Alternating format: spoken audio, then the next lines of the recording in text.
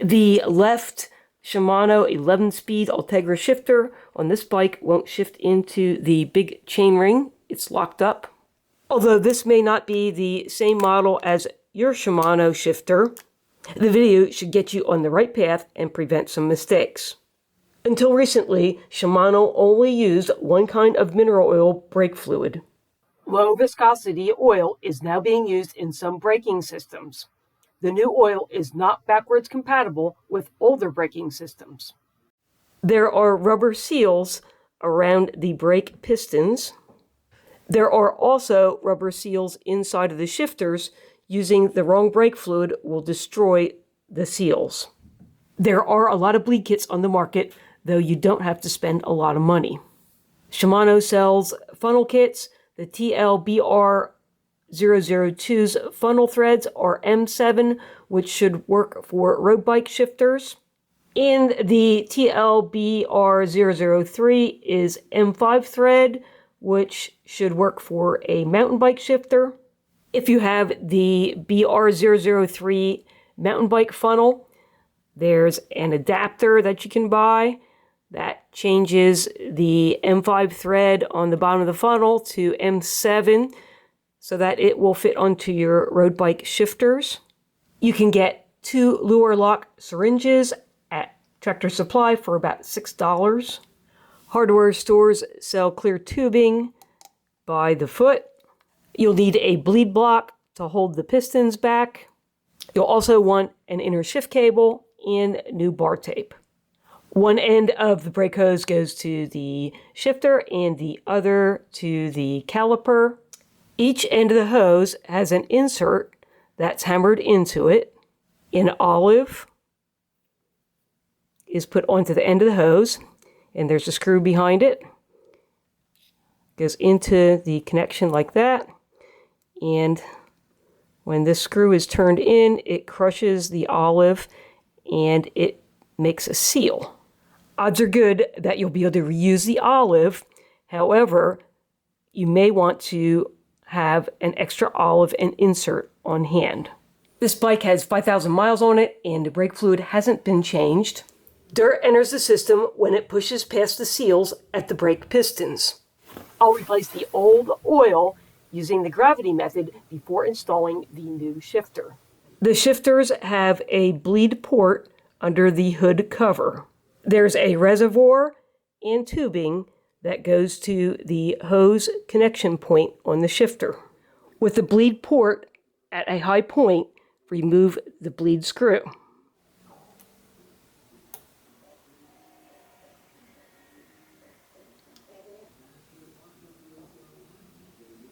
Attach the funnel to the shifter.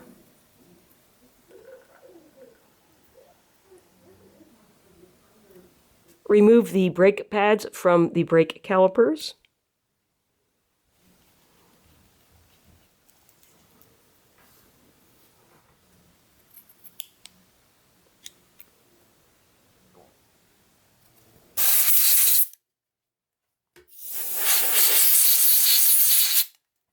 Clean the pistons with some isopropyl alcohol.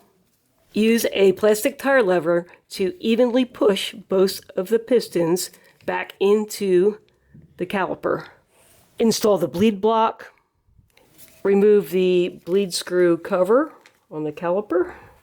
If the bleed port isn't positioned so that it is at the lowest point of the caliper, remove the caliper from the bike. Attach hose to the bleed screw.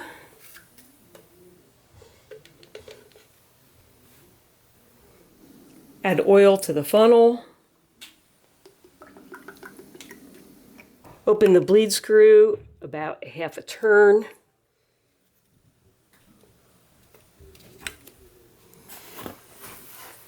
Monitor the oil in the funnel. You don't want it to run out and allow air into the system. If you want to speed things up, you can give the brake lever a slight pull. When the fluid in the tube looks clean, close the bleeder screw and remove it. Put the stopper in the funnel and remove it.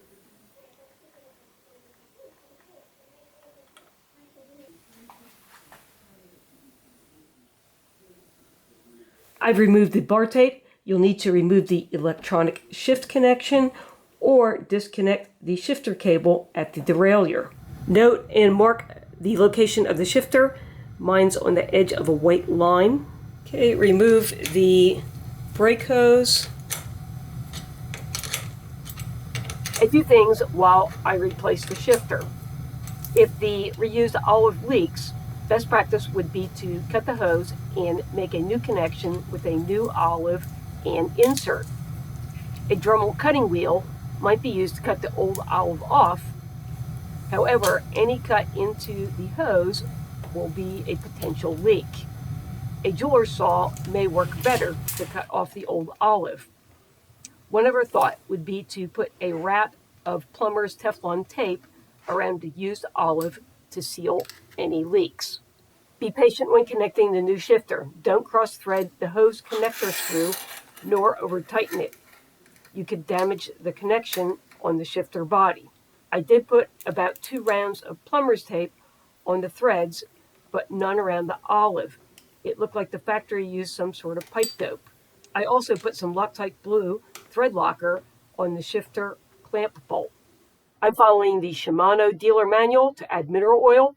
This procedure applies to shifter models shown here. Position the bleed screw parallel to the ground.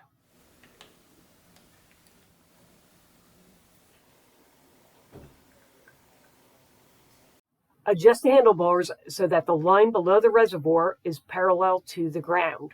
Loosen the bolts that hold the handlebars. Adjust the handlebars so that this line below the reservoir is parallel to the ground. Fill the syringe, push out the air bubbles, open the bleeder screw, and add oil until air bubbles no longer appear in the funnel. Then close the bleeder screw. Position the shifter so that the reservoir line is 45 degrees from the ground. This is ground, and the line under the reservoir points 45 degrees. Add oil again, as shown previously, until no air bubbles appear in the funnel. Attach the tube and waste receptacle to the caliper bleeder. Open bleeder screw, gently tap the caliper, brake hose, and shifter to dislodge any stuck bubbles in the braking system. Monitor the level of the oil in the funnel. Do not allow it to empty. When air bubbles no longer appear in the tubing, close the bleeder screw. Perform this next procedure 2 to 3 times. Ensure that there's oil in the funnel. Clamp the brake lever. Open and close the bleeder screw.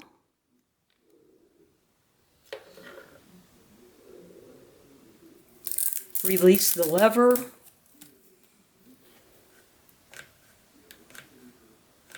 Clamp it again. Repeat the process.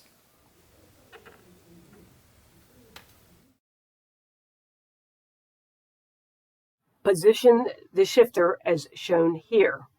Squeeze the brake lever until you don't see any bubbles coming up into the funnel. Position the shifter 45 degrees to ground. Again, depress the brake lever until there's no bubbles visible in the funnel. To verify successful operation, pull brake lever and it should feel stiff. The lever feels stiff in the proper range.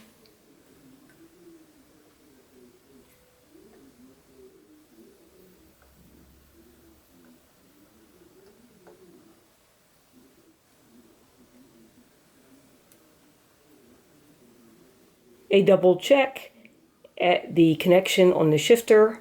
The used olive is indeed holding up. Remove the bleed block, being careful not to touch the surface of the brake pads with your fingers.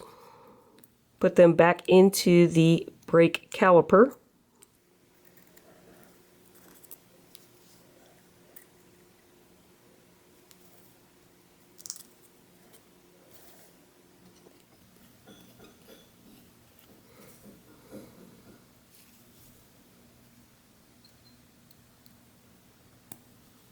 After the brake pads are reinstalled and the wheels back on, give the lever a few squeezes to center the brakes,